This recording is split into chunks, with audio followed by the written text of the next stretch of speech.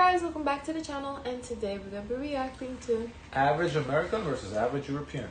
How do they compare? People comparison. So we did the military comparison, now let's see people. The United States of America was officially... That's old too. Oh. Yeah, 7 years ago. Aww. But things have changed in 7 years, so... Ozempic. Yeah, that's what I was kind of thinking. Ozempic. Yeah, so, we got less fatter here now. But it is what it is. It formed on July 4th, 1776, when 13 states declared their independence from the Kingdom of Great Britain. This was centuries after this region, which was part of what was then called the New World, was officially discovered by Italian explorer Christopher Columbus. In the centuries that followed, European settlers would arrive in droves, with many of them... What I will say about this channel, I do feel they're kind of like unbiased. Because a lot of channels we react to when they do like the comparisons, they kind of uplift Europe. Versus this one, I feel like there isn't really any opinion, they kind of just... present fact, like because we did it in the military, he just gave us numbers. That's it. Do you think this AI voice? I don't think so. Because 7 years ago, I don't think we had AI like that. The first expeditions arriving from Spain, a lady from France, Germany, Holland, Scotland, and England, among other European nations claiming some slice of the American pie.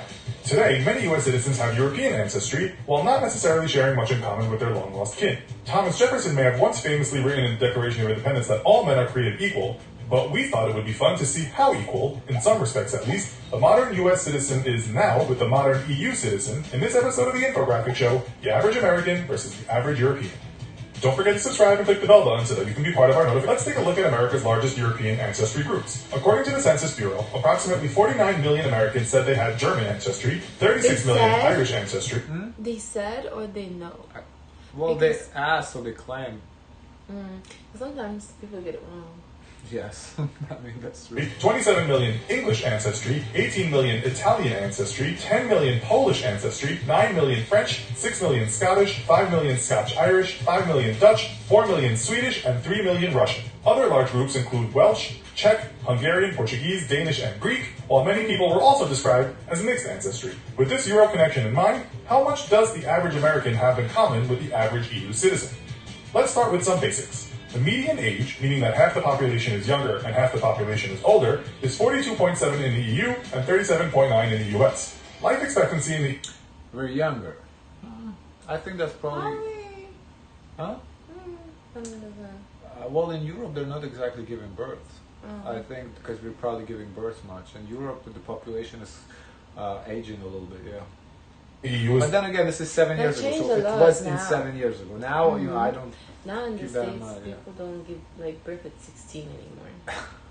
82.4 years for women and 76.6 years for men.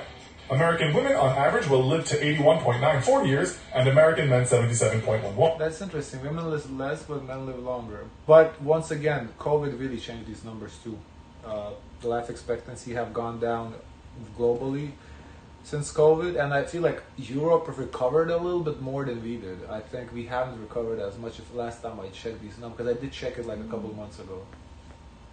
Why do you think that the men population men live shorter? Yeah, in Europe.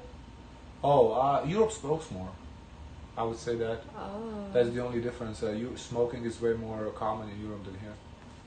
Because it's not that significant, only half a year. So I think half a year is realistic to attribute to smoking. I don't think it's that big of a difference.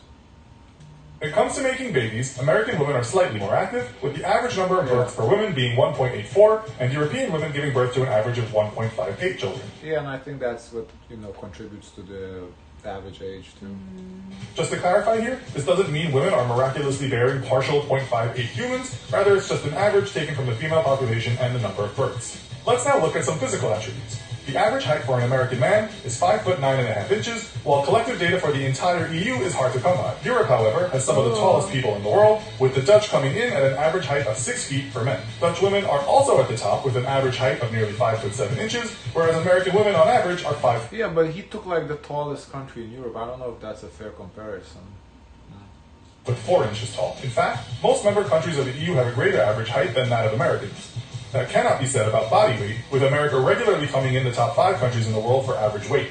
The average male in the US weighs 194.7 pounds and the average female 165 pounds. The UK has the heaviest people in Europe at 185 pounds for men and 152 pounds for women. This is about the same as the land of giants, Holland, even though the average UK nationals are much shorter. Now that we've looked at mortality and the body, let's delve into money matters. Americans are generally thought to be a hardworking bunch of people, culturally ambitious, and with a penchant for wanting to come first. This might be reflected by the fact that the USA has the most billionaires in the entire world, at 565, one of whom, Microsoft's co-founder Bill Gates, being the richest of them all. Wow, look, 87 billion now. Let me look up the richest. I think now it's like 200 billion or something. That's crazy. That's nothing now. That's little. Yeah, now there's a lot of people with 87 billion. That is crazy how only 7 years changed it. That's crazy. Okay, I have a real times list. Update. What's going on? Methodology? In the meantime, include me in the list. Quickly. This page is not loading. I don't know. The fuck?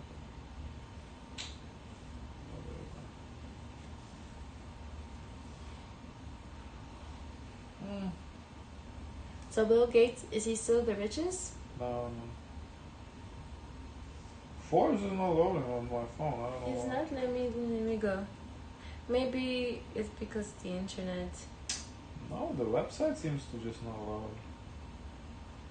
Maybe they're updating.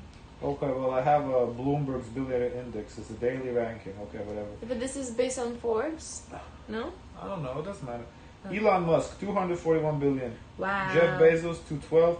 Mark Zuckerberg, 204. So we have 3 people over 200 billion. So how far until you get to 87? 87, 19th person has 88 billion.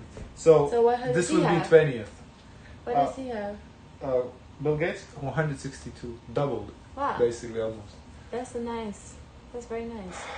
Wow, in 7 fucking years. That's crazy. Anything could change in 7 years. That's crazy.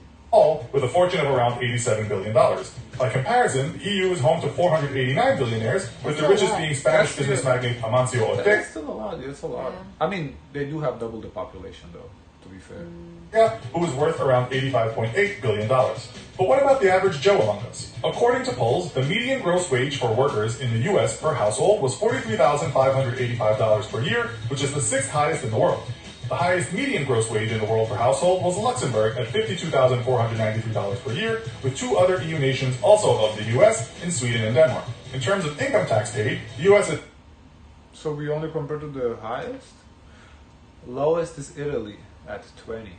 Ooh. Wow. Okay. But that was 7 years ago, once again. Is below many EU member countries. The average income tax paid in the US is 22.7% of earnings, with the highest country in the world being EU member Belgium at a whopping 42.8%. How does this affect the quality of life? Standard of living is a difficult thing to judge, and wherever you look, lists will differ. For example, the USA's gross national income, the spending power of the individual, is only behind the EU country of Luxembourg. Standard of living is another matter. Again, lists differ, but almost always the best standard of living top 10 countries is dominated by EU countries and other European nations, with Canada, New Zealand, and Australia also in. Yeah, I guess kind of hard to make this list because all of these are really country by country that he's looking at. And there is no really way to... I mean, I guess you could extrapolate it by the population. You could do it. He was just being lazy. Running. EU countries also ranked highly on the World Happiness Report 2017, with 5 EU member states being in front of 14th placed America. Many of these countries also rank highly regarding the very expensive cost of living, which may seem confusing given they are reportedly so happy. Some factors may help explain this. The highest healthcare costs in the world go to, you guessed it, the United States. Americans also work very hard for a highly developed country. It's stated that the USA is in 13th place in terms of working the most hours, and while some EU members are above the US, there are poorer EU members that rank low on standard of living and happiness indexes. Taking paid annual leave into account, the EU states by law that each worker should have at least 4 weeks of paid vacation, while there is no such law in the US and the decision is left to the employer. The average is around 10 days per year in the US, far lower than in the EU. The average paid vacation time in the US... Well, 10 days, the way he makes it sound, 10 days is essentially 2 weeks because the weekends are not included. So he just says it 10 days to make it seem less than it is. It's 2 weeks. 20-year service at one company is 20 days. Many EU countries also have more or the same public holidays as Americans enjoy. The US is also a fairly expensive place to receive university education, with a report in 2015 stating that the average student debt in America was $29,000. Still, this was much lower than England, whose students will owe almost double that amount after graduation. EU countries such as France, Germany... Wait, what? I thought school was free. I thought so too. Why is it people in the UK owe so much money for their education? I thought it was free. I'm so confused. Maybe if you have to pay the minimum, the maximum. Germany, Spain, Italy, Maybe UK doesn't have like a free education then? Belgium, and the Czech Republic have very small tuition fees, while in Denmark, Sweden, and Finland, university is free.